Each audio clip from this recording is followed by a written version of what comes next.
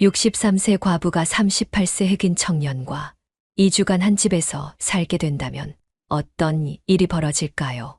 저는 정말 건장한 흑인 남성과 함께 살고 있는 금산에서 담배 농사를 짓고 있는 한미입니다. 청취자 여러분들은 63세 과부가 38세 흑인 청년이 함께 살고 있다는 것을 알게 되었을 때 무슨 생각이 먼저 드시나요? 아마도 저희 동네 주민들처럼 밤낮 둘이 뭐 하는지 모르겠다. 나이도 모르고 저런 짓을 한다고 생각하시겠죠. 네, 충분히 그럴 수 있다고 생각합니다. 만약에 제가 벗은 채로 38세의 근육질인 흑인 청년이 저를 안고 있는 모습을 보았다면요. 아마도 어떤 누구도 그런 상황을 본다면 63세의 과부가 38세의 흑인 남성에게 미쳐 있다고 생각할 것입니다. 하지만 사연다방 청취자 여러분, 편견 없이 저희 이야기를 들어주시면 감사드리겠습니다. 25살 나이 차이를 뛰어넘은 이 파격적인 선택, 과연 사랑일까요? 아니면 다른 이유가 있는 걸까요? 마을 사람들이 완전히 미쳤다고 손가락질했던 이 두 사람의 진짜 이야기가 궁금하지 않으세요? 세상의 모든 편견과 시선을 뛰어넘은 그들의 용기 있는 선택. 그 놀라운 진실을 지금부터 함께 들어보실까요? 여러분은 이런 상황이라면 어떤 선택을 하셨을지 댓글로 꼭 들려주세요. 시청 전 구독과 좋아요, 그리고 알람 설정해 주시면 매일 새로운 이야기로 찾아뵙겠습니다. 남편을 잃은 지 벌써 3년이 흘렀네요. 68세의 폐암으로 세상을 떠난 남편 생각이 나면 지금도 가슴이 먹먹해져요. 아이가 없다 보니 혼자 지내는 게 정말 쉽지 않더라고요. 특히 6월 담배 농사철이 되면 정말 힘들었어요. 남편이 살아계실 때는 농사일은 모두 맡기고 저는 집안일만 했는데 이제는 모든 걸 혼자 해야 하니까 몸이 따라주지 않았거든요. 올해도 어김없이 6월이 되니까 외국인 노동자들이 마을로 몰려왔어요. 요즘 젊은 사람들은 농사일을 안 하니까 대부분 외국인들이 일을 도와주거든요. 저도 마찬가지로 몇 명을 고용해서 일을 시작했죠. 그런데 그 중에서도 유독 눈에 띄는 청년이 하나 있었어요.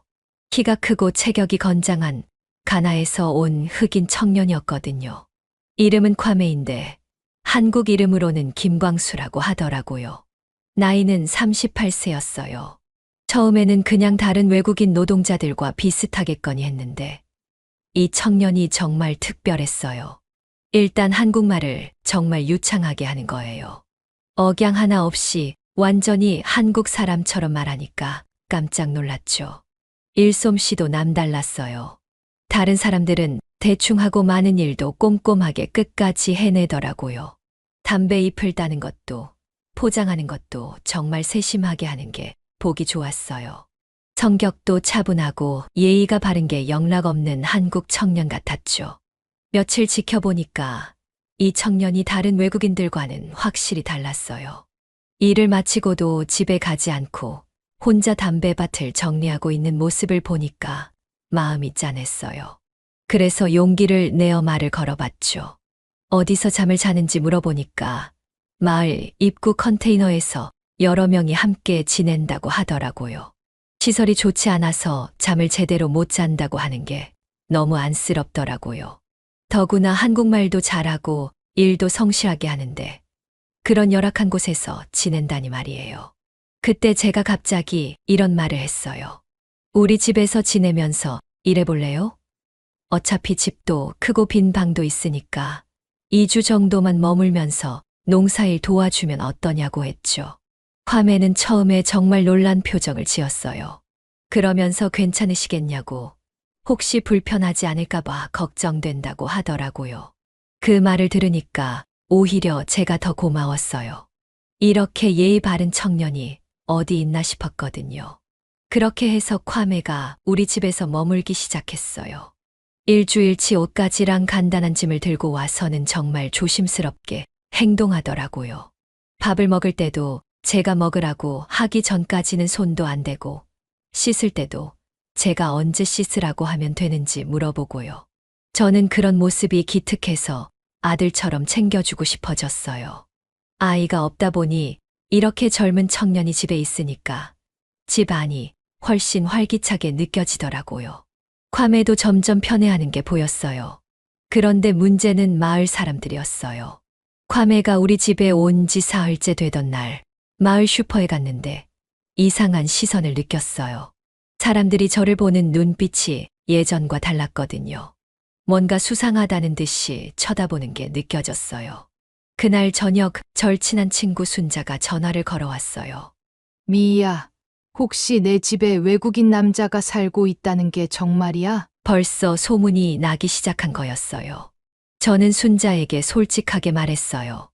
맞다고, 정말 좋은 청년이라고. 일도 성실하게 하고 예의도 바르다고 했죠. 그런데 순자가 조심스럽게 말하더라고요.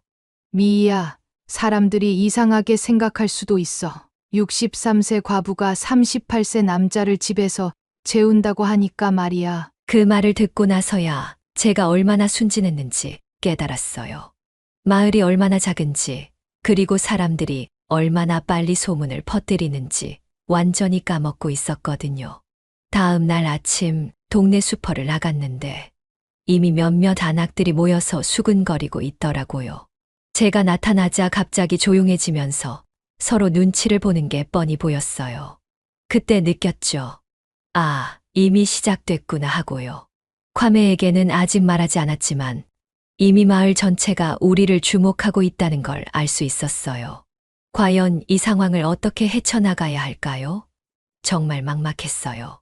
콰메가 우리 집에 머문 지 일주일째 되던 날, 정말 상상도 못했던 일이 벌어졌어요.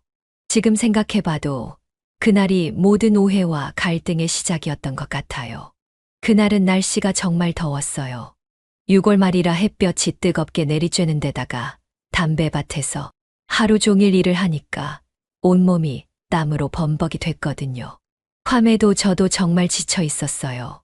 저녁 먹고 나서 콰메는 밭에 있는 농기구들을 정리하러 나갔고 저는 하루 종일 흘린 땀을 씻으려고 화장실로 들어갔어요.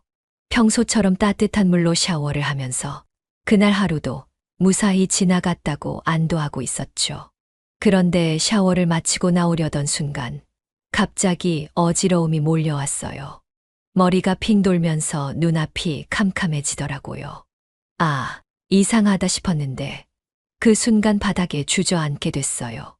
나중에 병원에서 들은 얘기로는 저혈당이 온 거였대요. 아침에 일찍 일어나서 제대로 못 먹고 하루 종일 일만 하다 보니까 혈당이 급격히 떨어진 거였죠. 그때는 그런 줄도 모르고 정신을 잃어버렸어요. 콰메는 밖에서 농기구 정리를 마치고 집으로 들어왔는데 제가 화장실에서 나오지 않으니까 이상하다고 생각했나 봐요. 처음에는 그냥 기다렸대요. 혹시 아직 씻고 있나 싶어서요.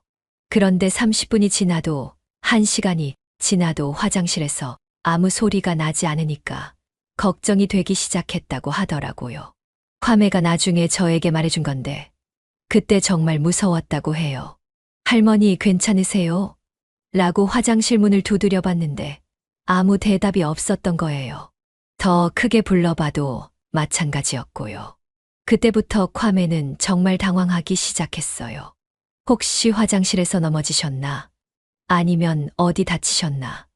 온갖 생각이 머릿속을 스쳐 지나갔다고 해요. 더 이상 기다릴 수 없다고 생각한 콰메는 결국 큰 결심을 했어요. 문을 부수고 들어가기로 한 거였죠. 물론 예의에 어긋나는 일이라는 걸 알고 있었지만 제 안전이 더 중요하다고 판단한 거예요. 정말 다행스럽게도 화장실 문이 안에서 잠겨 있지 않아서 어깨로 밀면서 힘을 주니까 열렸어요. 그리고 콰메가 본 건 화장실 바닥에 쓰러져 있는 저였어요. 의식을 잃고 꼼짝도 하지 않는 제 모습을 보고는 정말 놀랐다고 해요. 혹시 돌아가신 건 아닌가 하는 생각까지 들었다고 하더라고요. 콰메는 망설이지 않고 저를 안아서 화장실 밖으로 데리고 나왔어요. 거실 소파에 눕히고는 119에 전화하려고 했는데 그때 제가 다행히 정신을 차렸어요. 눈을 뜨니까 콰메가 걱정스러운 표정으로 저를 내려다보고 있더라고요. 할머니, 괜찮으세요? 정말 놀랐어요. 화장실에서 쓰러져 계시길래 혹시 큰일 난 줄 알았어요. 저는 그제서야 무슨 일이 일어났는지 알 수 있었어요. 어지러워서 화장실에서 쓰러졌고 콰메가 저를 구해준 거였죠. 정말 고마웠어요. 만약 콰메가 없었다면 어떻게 됐을지 모르거든요. 고맙다. 정말 고마워. 내가 아니었으면 큰일 날 뻔했네. 라고 말하니까 콰메가 안도의 한숨을 쉬더라고요.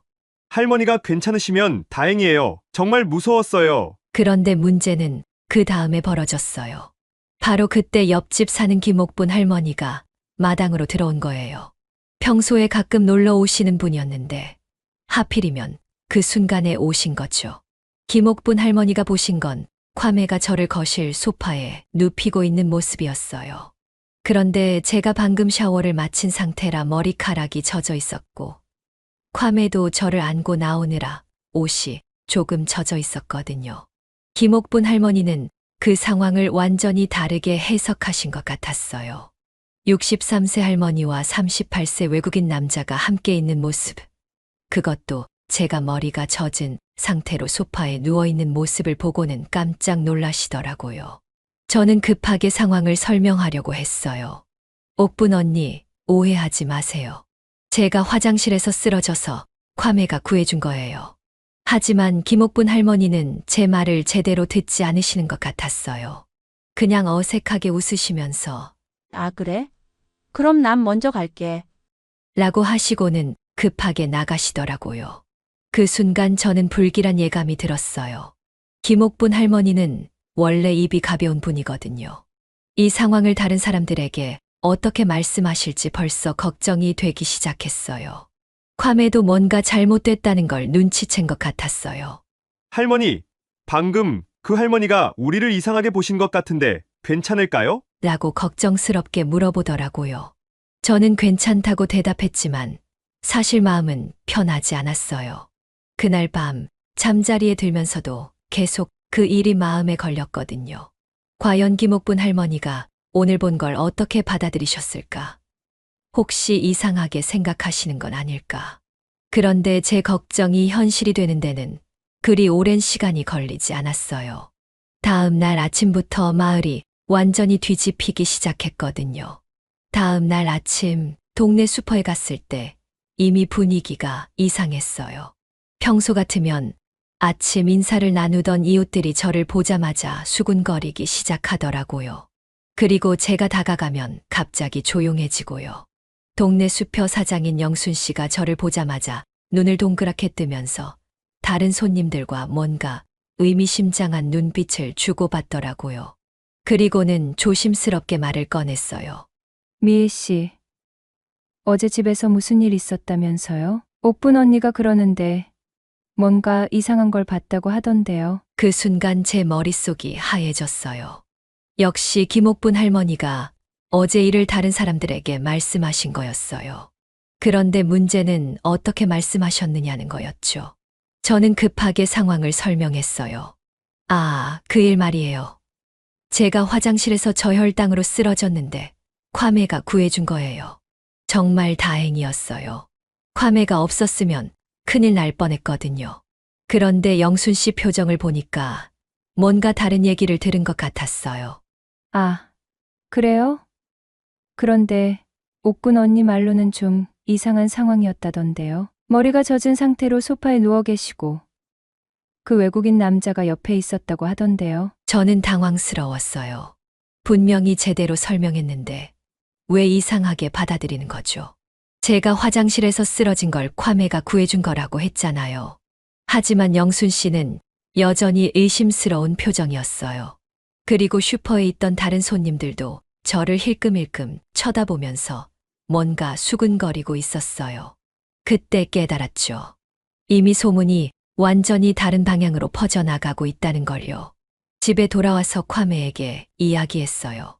콰메야, 어제 일 때문에 마을에 이상한 소문이 도는 것 같아. 사람들이 우리를 오해하고 있는 것 같아.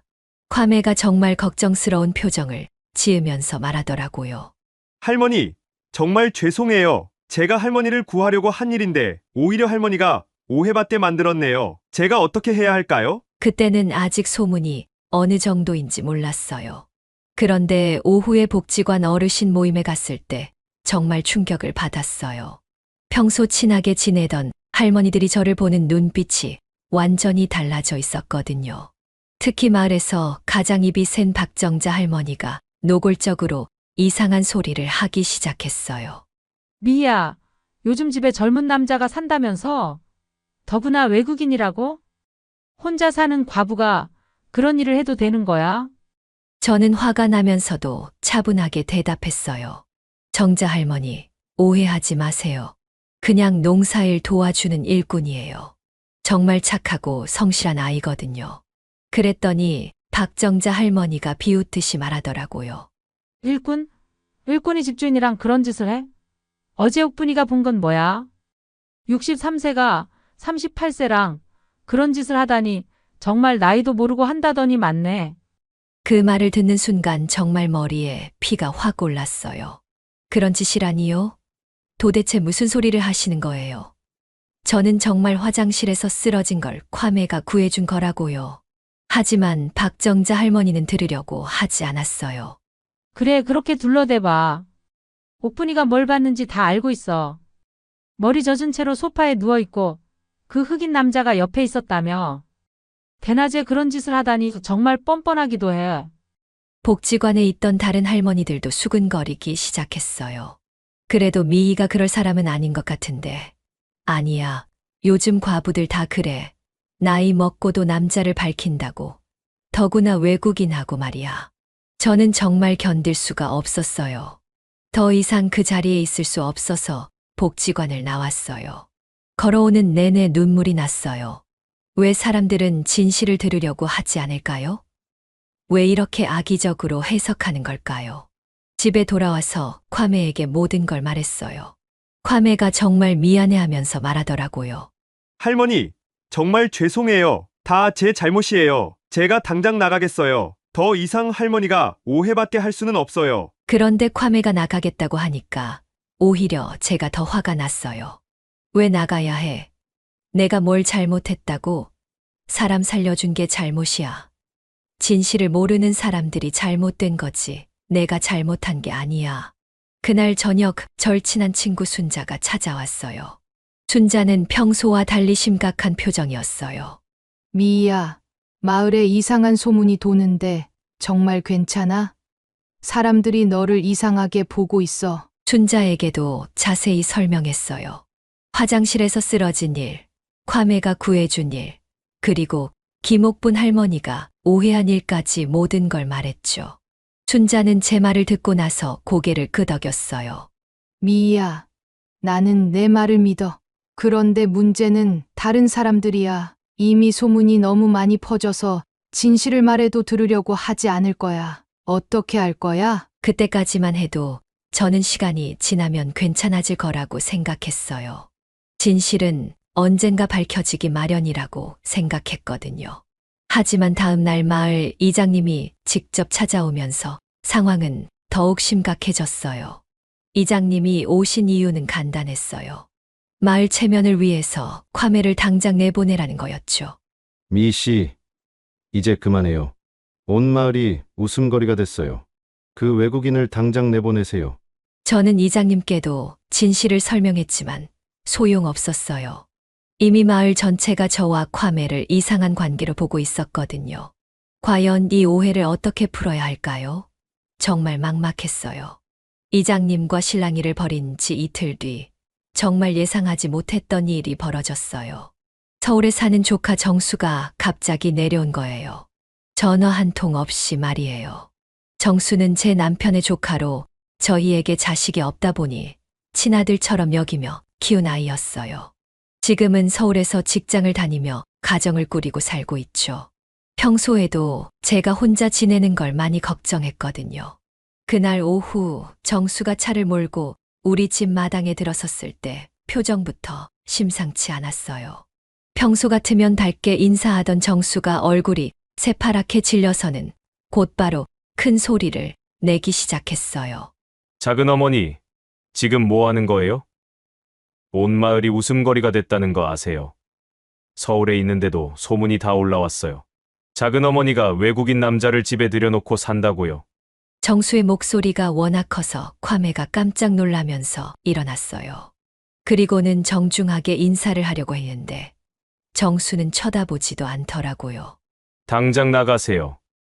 여기는 당신이 있을 곳이 아니에요. 작은 어머니를 이상한 사람으로 만들고 싶어요? 그 말을 들으니까 제 가슴이 철렁 내려앉았어요. 콰메의 표정도 정말 상처받은 것 같았고요. 그래서 제가 정수 앞을 막아서며 말했죠. 정수야, 너무 심하다. 이 아이가 뭘 잘못했다고 그래. 일 열심히 하고 예의 바르게 지내는데 왜 내쫓으려고 해? 그랬더니 정수가 더 흥분하면서 소리를 질렀어요. 예의가 바르다고요? 작은 어머니, 정신 차리세요. 63세 과부가 38세 남자를 집에서 재우는 게 말이 돼요? 더구나 화장실에서 그런 일까지 벌어졌다면서요.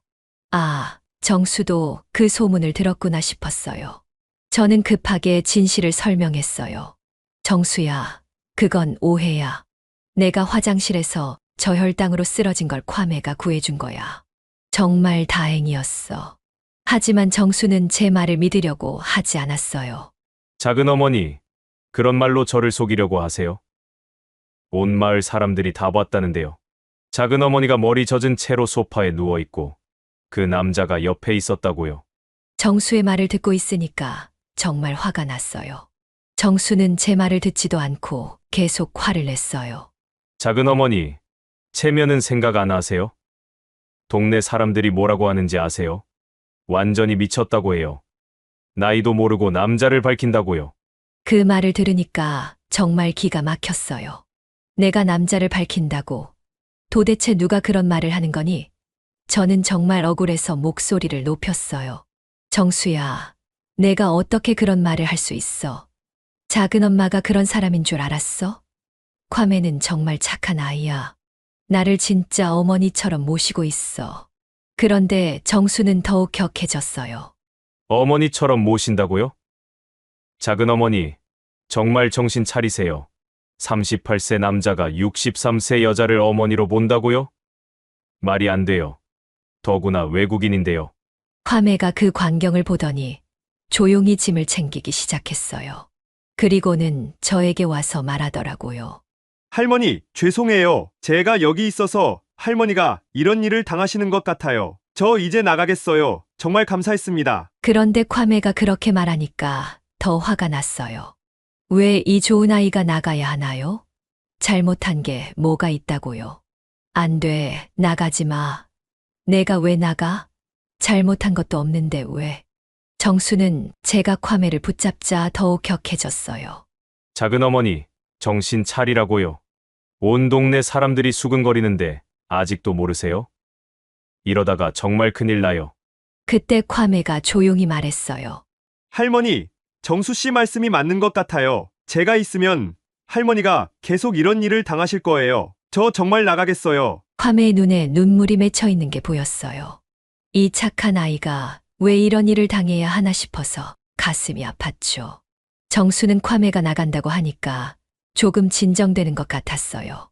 그리고는 저에게 와서 말하더라고요. 작은 어머니, 이해해 주세요. 제가 이러는 것도 다 작은 어머니 걱정 때문이에요. 혼자 사시는 것도 걱정인데 이런 일까지 생기면 어떡해요? 하지만 저는 정수의 말을 들을 수가 없었어요. 콰메가 짐을 다 싸고 현관문 앞에 서 있는 모습을 보니까 눈물이 날 것 같았거든요.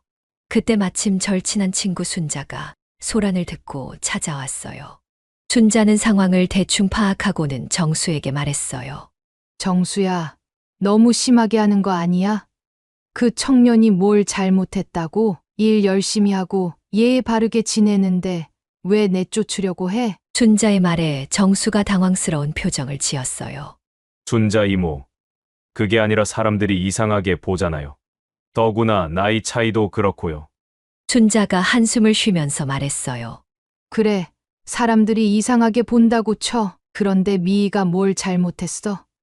혼자 사는 사람이 일꾼 재워주는 게 죄야? 그 순간 저는 결심했어요. 콰메를 절대 내보낼 수 없다고요. 이 아이는 제게 정말 소중한 존재가 되었거든요. 마치 하늘에서 내려준 아들 같았어요. 정수야, 나는 콰메를 내보낼 생각 없어. 이 아이는 내게 정말 소중한 존재야. 내가 아무리 반대해도 소용없어. 정수가 정말 절망스러운 표정을 지으면서 말하더라고요. 작은 어머니, 정말 그러실 거예요? 저까지 적으로 돌리실 거예요? 이러면 저도 더 이상 작은 어머니를 도울 수 없어요. 그 말이 정말 상처였어요. 하지만 저는 마음을 바꿀 수 없었어요. 콰메는 제게 없어서는 안 될 존재가 되었거든요.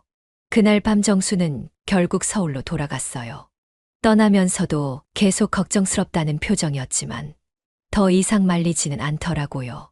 하지만 제 마음은 편하지 않았어요. 가족까지 등을 돌린 상황에서 과연 콰메와 함께 살아갈 수 있을까요?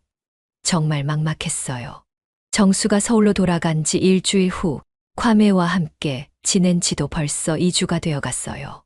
농사일도 거의 마무리되어서 콰메도 곧 떠날 때가 된 거였는데 어느 날 저녁에 콰메가 심각한 표정으로 저에게 말하더라고요. 할머니, 사실 말씀드릴 게 있어요. 제 비자가 다음 달이면 만료돼요. 그러면 한국을 떠나야 해요. 그 말을 듣는 순간 정말 하늘이 무너지는 것 같았어요. 이제 막 정이 들었는데 떠나야 한다니요. 마치 키우던 아들을 떠나보내는 기분이었어요. 그래서 급하게 물어봤죠. 비자를 연장할 수는 없어. 다른 방법은 없고.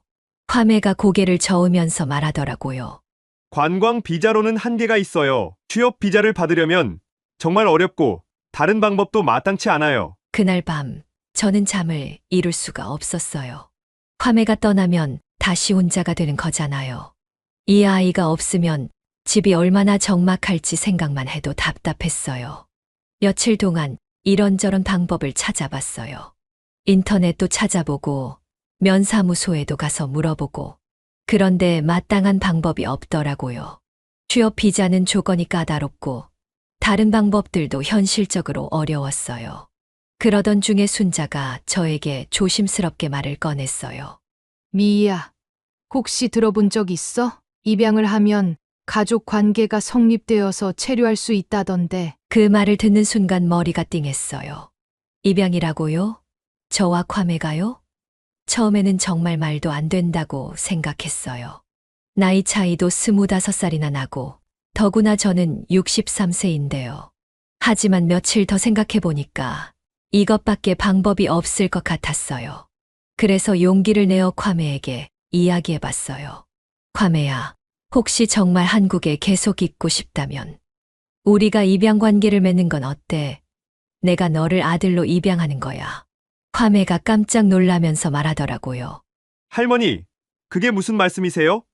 저 때문에 할머니가 그런 희생을 하실 수는 없어요. 그래서 제가 차근차근 설명했어요. 이건 희생이 아니야. 나는 아들 없는 엄마고 너는 어머니가 그리운 아들이잖아. 법적으로만 모자가 되고 실제로는 지금처럼 어머니와 아들로 살면 되는 거야. 콰메가 눈물을 글썽이면서 말하더라고요. 할머니, 정말 그래도 되나요? 저 같은 사람 때문에 할머니가 그런 부담을 지시는 건 아닌가요? 부담이 뭐야. 오히려 나는 기뻐. 이렇게 좋은 아들을 하나 얻는 건데.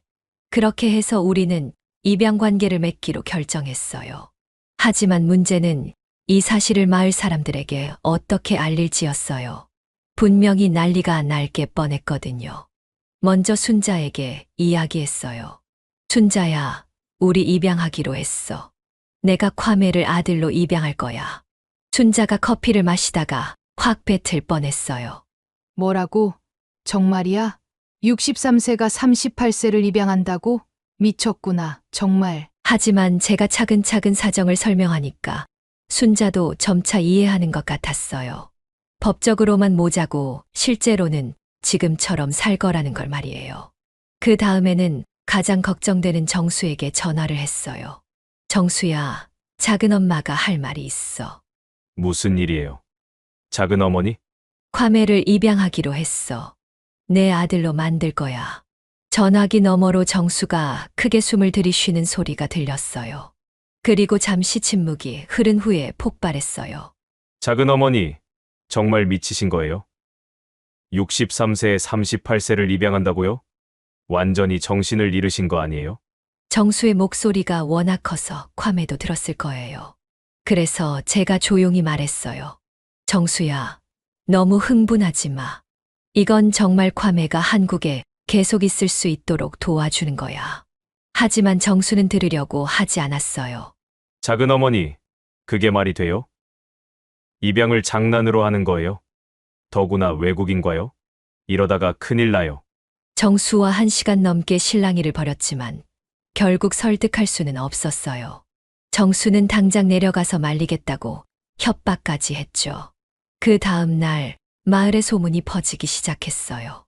누가 말했는지는 모르겠지만 아마 순자가 실수로 흘린 것 같았어요. 슈퍼에 갔을 때 영순 씨가 눈을 동그랗게 뜨고 달려오더라고요. 미희 씨, 정말이에요? 괌에 청년을 입양한다는 게? 네, 맞아요. 곧 입양 신고할 예정이에요. 그 순간 슈퍼 안이 조용해졌어요. 다른 손님들도 모두 저를 쳐다보고 있었거든요. 그리고 웅성웅성 수근거리기 시작했어요. 완전히 미쳤구나. 63세에 38세를 입양한다니. 정말 나이도 모르고 한다더니 맞네. 그런 말들을 들으니까 가슴이 아팠지만 저는 당당하게 말했어요. 네, 입양합니다. 법적으로 어머니와 아들로 살 거예요. 괌에가 한국에 계속 있을 수 있도록 도와주는 거죠. 그런데 사람들 반응이 예상보다 훨씬 격했어요. 어떤 분은 입양이 아니라 결혼하는 줄 알고 더 큰 소동을 벌이기도 했고요. 그날 오후에는 마을 이장님이 다시 찾아왔어요. 이번에는 정말 화가 나서 오신 것 같았어요. 이희 씨, 이번에는 또 뭡니까? 입양이라고요? 63세가 38세를 입양한다는 게 말이 돼요? 완전히 정신이 나간 거 아니에요? 저는 차분하게 대답했어요. 이장님, 저 개인의 일인데 왜 이렇게 반대하세요? 괌에는 정말 좋은 아이예요. 제가 아들로 삼고 싶어요. 개인의 일이라고요? 이희 씨, 정신 차리세요. 온군에서 웃음거리가 될 거예요. 63세 할머니가 38세 외국인을 입양했다고요? 그날 밤 정말 많은 사람들이 저희 집을 찾아왔어요. 모두 반대하러 온 거였죠. 하지만 저는 마음을 바꿀 수 없었어요. 괌에는 제게 정말 소중한 존재가 되었거든요. 과연 이 결정이 옳은 것일까요? 온 마을의 반대를 무릅쓰고라도 괌에를 제 아들로 만들어야 할까요? 정말 어려운 선택이었어요. 입양 결정 소식이 마을에 퍼진 후 일주일 만에 드디어 구청 가족관계 등록과에 입양 신고를 하러 갔어요. 마음을 단단히 먹고 갔지만 담당 직원의 반응은 예상했던 것보다 훨씬 차갑더라고요. 괌에와 함께 접수 창구에 앉아서 입양 신고서를 제출하는데 담당 직원이 서류를 보더니 깜짝 놀라는 표정을 지었어요. 그리고는 저희를 의심스러운 눈으로 쳐다보기 시작했어요. 63세 분이 38세 외국인 분을 입양하신다고요? 혹시 이건 위장 입양은 아니시죠? 요즘 외국인들이 체류 목적으로 가짜 입양을 많이 한다고 들었는데요. 그 말을 들으니까 기분이 정말 나빴어요. 위장 입양이라니요. 물론 체류를 위한 목적도 있지만 저희는 진심으로 가족이 되려고 하는 건데요. 위장 입양이 아닙니다. 저희는 정말 가족이 되려고 해요. 법적으로 어머니와 아들 관계로 살 거예요. 담당 직원이 고개를 갸웃하더니 말하더라고요. 그럼 같은 집에서 생활하시는 건가요? 어떤 관계로 지내실 건가요? 네, 같은 집에서 살면서 어머니와 아들로 살 거예요. 콰메가 저를 어머니처럼 모시고 저는 콰메를 아들처럼 돌볼 거예요. 담당 직원이 여러 가지를 더 물어봤어요. 언제부터 알고 지냈는지, 왜 입양하려고 하는지, 경제적 능력은 어떤지, 정말 세세한 것까지 다 물어보더라고요. 결국 입양 신고는 접수됐지만 담당 직원이 나중에 출입국 관리소에서 조사가 있을 수도 있다고 미리 말해주더라고요. 위장 입양 의혹이 있으면 철저히 조사한다고요. 집에 돌아오는 길에 콰메가 계속 미안해했어요. 할머니, 정말 죄송해요. 저 때문에 할머니가 이런 의심까지 받으시고. 그래서 제가 말했어요. 콰메야, 미안할 게 뭐야. 우리는 잘못한 게 없어. 서로 도우며 사는 게 뭐가 나쁘다고 그래. 하지만 정말 큰 시련은 출입국 관리소에서 왔어요. 입양 신고를 한 지 한 달 후, 갑자기 출입국 관리소에서 연락이 왔어요. 조사를 받으러 나오라는 거였어요. 조사실에 들어가니까 무서운 표정의 공무원이 앉아 있더라고요. 그리고 이런저런 질문을 하기 시작했어요. 언제부터 알고 지냈나요? 어떻게 만났나요? 왜 입양하기로 했나요? 정말 모자로 살 생각인가요? 저는 솔직하게 모든 걸 이야기했어요. 6월에 농사일 도우러 온 콰메를 만났고 2주간 함께 지내면서 정이 들었으며 비자 문제로 입양을 결정했다고요. 그리고 실제로 어머니와 아들로 살 거라고 했죠. 공무원이 의심스러운 표정으로 말하더라고요. 25살 나이 차이인데 정말 모자 관계로만 지내신다고요? 같은 집에 살면서요? 네, 정말 그래요. 저는 이 아이를 아들로 생각하고 콰메도 저를 어머니로 생각해요. 그때 콰메가 갑자기 무릎을 꿇고 말하더라고요. 담당관님, 제발 믿어주세요. 저는 할머니를 정말 어머니처럼 생각해요. 가나에 계신 제 어머니만큼 소중하게 생각하고 있어요. 콰메의 진심 어린 모습을 보니까 담당 공무원도 조금 표정이 부드러워지는 것 같았어요. 하지만 조사는 계속됐어요. 혹시 금전적 거래는 없었나요? 입양 대가로 돈을 주고받지는 않았나요? 그런 건 전혀 없어요. 오히려 제가 콰메에게 더 많이 도움을 받고 있어요. 농사일도 도와주고 집안일도 도와주고요. 그러면 앞으로 어떻게 생활하실 계획인가요? 콰메 씨는 어떤 일을 하실 건가요? 콰메가 대답했어요. 저는 대학교를 졸업하고 한국에서 취업할 계획이에요. 그리고 할머니를 잘 모실 거예요. 진짜 아들처럼요. 조사는 2시간이나 계속됐어요. 정말 세세한 것까지 물어보더라고요.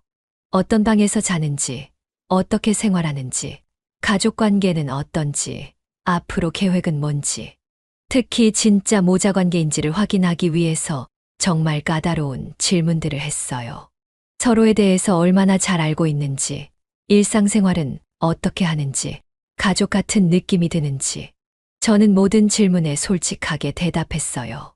콰메가 얼마나 착한 아이인지, 저를 얼마나 잘 돌봐주는지, 정말 아들 같다는 느낌이 든다는 걸 모두 말했어요. 콰메도 마찬가지였어요. 할머니가 얼마나 자신을 잘 챙겨주시는지, 정말 어머니 같다는 느낌이 든다는 걸 눈물을 글썽이면서 말하더라고요. 그 모습을 보고 담당 공무원도 점차 마음이 움직이는 것 같았어요. 처음에는 의심스러워했는데 저희 이야기를 듣고 나니까 조금씩 이해하는 표정이었어요. 마지막에 담당 공무원이 말하더라고요. 정말 특이한 케이스네요. 보통은 젊은 부부가 아이를 입양하는 경우가 대부분인데 할머니가 외국인 청년을 입양하는 건 처음 봐요. 저는 당당하게 말했어요. 특이하다고 해서 잘못된 건 아니잖아요. 저희는 정말 가족이 되고 싶어요. 혈연 관계는 아니지만 마음으로는 이미 모자예요. 조사가 끝나고 집에 돌아왔을 때 저희는 모두 지쳐 있었어요. 하지만 콰메가 제게 말하더라고요. 할머니, 정말 감사해요. 저 같은 사람을 위해 이런 일까지 당해주시고 평생 잊지 않을 거예요. 그리고 놀라운 일이 벌어졌어요. 일주일 후 출입국 관리소에서 연락이 왔는데 입양이 승인됐다는 거였어요. 저희의 진심이 통한 거였죠. 콰메와 저는 정말 기뻤어요. 드디어 법적으로도 모자가 된 거였거든요. 이제 콰메는 안정적으로 한국에 머물 수 있게 됐고 저는 든든한 아들을 얻게 된 거였어요. 하지만 마을 사람들의 시선은 여전히 차가웠어요. 과연 이들이 저희를 진짜 가족으로 인정해 줄 수 있을까요? 입양이 승인된 지 1년이 지났어요. 이제 저와 콰메는 실제로는 정말 어머니와 아들로 살고 있어요. 처음 계획했던 대로 말이죠. 콰메는 가족 관계 비자를 받아서 안정적으로 한국에 머물 수 있게 됐어요. 대학교도 계속 다니면서 열심히 공부하고 있고 방학 때는 우리 농사일을 도와주고 있어요.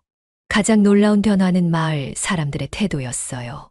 처음에는 수근거리고 이상하게 봤던 사람들이 이제는 콰메를 마을의 일원으로 받아들이고 있거든요. 특히 콰메가 마을 행사 때마다 앞장서서 도와주는 모습을 보면서 마음이 바뀐 것 같아요. 추석 때는 혼자 사시는 어르신들 댁에 가서 벌초도 도와드리고, 겨울에는 눈이 많이 와서 길이 막혔을 때 제설 작업도 도와줬어요. 화매의 한국어 실력도 정말 늘었어요. 이제는 사투리까지 쓰면서 완전히 우리 마을 사람이 된 것 같아요. 마을 할아버지들과 함께 장기도 두고 할머니들하고는 농사 이야기도 나누고요. 어느 날은 이런 일도 있었어요. 마을에 새로 이사 온 젊은 부부가 있었는데 처음에는 콰매를 보고 많이 놀라더라고요. 그런데 며칠 지나서 그 부부가 저에게 와서 말하더라고요. 처음에는 깜짝 놀랐는데 며칠 지켜보니까 정말 효자시네요. 미 할머니를 진짜 어머니처럼 모시는 모습이 감동적이에요. 그 말을 들으니까 정말 뿌듯했어요. 이제는 마을 사람들이 콰매를 이상한 시선으로 보는 게 아니라 오히려 부러운 시선으로 보고 있더라고요. 슈퍼 사장 영순 씨도 완전히 마음을 바꿨어요. 어느 날 제가 슈퍼에 갔을 때 말하더라고요. 미희 씨, 정말 복 받으셨어요. 화매 같은 효자 아들이 어디 있어요? 저도 부러워요. 어떤 할머니는 저에게 이런 말씀도 하셨어요. 미희야, 너 정말 복 많다. 저런 효자 아들을 어디서 구했냐? 우리 친아들보다 훨씬 효자 같은데? 콰매도 이제는 완전히 이 마을 사람이 된 것 같아요. 며칠 전에는 가나에 계신 어머니와 영상통화를 하는데 저도 함께 인사드렸어요. 콰매 어머니가 정말 고마워하시더라고요. 한국어는 못하시지만 콰매가 통역해주면서 어머니의 말씀을 전해줬어요. 어머니, 가나에 있는 제 어머니가 정말 감사하다고 하세요. 멀리 떨어진 아들을 친자식처럼 돌봐주셔서 고맙다고요. 그리고 한국에 어머니가 계셔서 든든하다고 하세요. 그 말을 들으니까 정말 기뻤어요. 콰매의 친어머니도 저를 인정해 주시는구나 싶어서요. 요즘에는 조카 정수도 자주 내려와요. 처음에는 그렇게 반대했던 정수가 이제는 콰매를 진짜 형처럼 대하고 있어요. 심지어 서울 친구들에게 자랑까지 한다고 하더라고요. 정수야, 내가 그렇게 반대했으면서 이제는 자랑이야? 라고 물어보니까 부끄러운 표정을 지으면서 말하더라고요. 작은 어머니, 제가 정말 편견이 많았던 것 같아요. 화매형을 알고 나니까 피부색이나 국적 같은 건 정말 중요하지 않더라고요. 사람의 마음이 제일 중요한 거였어요. 얼마 전에는 정말 감동적인 일이 있었어요. 제가 갑자기 몸이 안 좋아서 병원에 입원했는데 콰매가 며칠 동안 병원에서 밤낮으로 간병을 해준 거예요. 다른 환자 가족들이 콰매를 보고 처음에는 신기했는데 콰매가 저를 돌보는 모습을 보더니 모두 감탄했어요. 정말 효자네요. 친아들도 저렇게 하기 어려운데 어떻게 저렇게 정성스럽게 돌볼 수 있을까요? 간호사 선생님들도 콰매를 칭찬했어요. 이렇게 정성스럽게 간병하는 분은 처음 본다고 정말 대단하다고 하더라고요. 그때 정말 느꼈어요. 혈연 관계가 없어도 진짜 가족이 될 수 있다는 걸요. 콰매가 저를 돌보는 모습은 친아들보다도 더 정성스러웠거든요. 지금 콰매는 대학교 마지막 학년이에요. 내년에 졸업하면 한국에서 취업을 할 계획이라고 해요. 그리고 몇 년 후에는 가나에 계신 어머니와 여동생들을 한국으로 초청할 생각도 있다고 하더라고요. 저는 그 이야기를 들으니까 정말 기뻤어요. 이 집에 더 많은 가족이 생기는 거잖아요. 콰매 어머니와 여동생들을 만나면 얼마나 좋을까 싶어요. 요즘 저는 정말 행복해요. 3년 전 남편을 잃고 혼자 남았을 때는 앞이 캄캄했는데 이제는 든든한 아들이 생겨서 매일매일이 즐거워요. 콰매도 저와 함께 지내면서 많이 달라진 것 같아요. 처음에는 조심스러워하고 눈치를 보던 아이가 이제는 정말 편안하게 집에서 지내고 있어요. 가끔 장난도 치고 투정도 부리고 진짜 아들 같아요. 마을 사람들도 이제는 우리를 완전히 인정해주고 있어요. 어떤 분은 저에게 이런 말씀도 하셨어요. 미희야, 너 정말 용기 있었다. 처음에는 우리도 이상하게 생각했는데 지금 보니까 너희가 맞았어. 진짜 가족이 뭔지 보여줬어. 마을 이장님도 완전히 태도가 바뀌었어요. 어느 날 저희 집에 찾아와서는 말하더라고요. 미희 씨, 걔가 너무 성급하게 판단했나 봐요. 괌의 청년 정말 좋은 사람이네요. 마을 일도 자주 도와주고 어르신들께도 항상 인사 잘하고. 이제는 우리 마을에 없어서는 안 될 사람이에요. 돌이켜보면 정말 험난한 1년이었어요. 마을 사람들의 수근거림, 가족들의 반대, 출입국 관리소 조사까지. 하지만 모든 걸 이겨내고 나니까 더욱 소중해졌어요. 이제 저는 확신해요. 진정한 가족은 혈연이 아니라 마음으로 이어지는 거라는 걸요. 그리고 사랑에는 나이도 국적도 피부색도 상관없다는 걸요. 괌에와 제가 보여준 건 단순히 63세 할머니와 38세 청년의 특별한 인연이 아니에요. 진정한 가족의 의미가 무엇인지, 그리고 편견을 이기는 사랑의 힘이 얼마나 강한지를 보여준 거예요. 앞으로도 저와 괌에는 계속해서 진짜 모자로 살아갈 거예요. 세상의 모든 편견과 시선을 이겨내고 말이에요. 여러분, 제 이야기를 끝까지 들어주셔서 정말 감사해요. 돌이켜보면 괌에와 저의 만남은 정말 기적 같은 일이었어요. 화장실에서 쓰러진 저를 구해준 그 순간부터 시작된 모든 오해와 편견들을 이겨내고 지금은 진짜 모자가 되었거든요. 저는 이 경험을 통해 깨달았어요. 진정한 가족은 혈연이 아니라 마음으로 이어지는 거라는 걸요. 나이도 국적도 피부색도 중요하지 않아요. 서로를 진심으로 아끼고 돌보는 마음, 그게 바로 가족이에요. 처음에는 마을 사람들의 시선이 너무 따가웠어요. 조카까지 등을 돌렸을 때는 정말 외로웠고요. 하지만 포기하지 않고 괌에를 지켜낸 덕분에 지금은 이렇게 행복하게 살고 있어요. 괌에는 이제 제게 없어서는 안 될 소중한 아들이에요. 친아들보다도 더 효자인 것 같아요. 가나에 계신 괌의 어머니도 저를 인정해 주시고 마을 사람들도 이제는 우리를 진짜 가족으로 봐주고 있어요. 여러분은 어떻게 생각하세요? 혈연이 없어도 진정한 가족이 될 수 있다고 생각하시나요? 만약 여러분이 저와 같은 상황이라면 어떤 선택을 하셨을까요? 댓글로 여러분의 솔직한 마음을 들려주세요.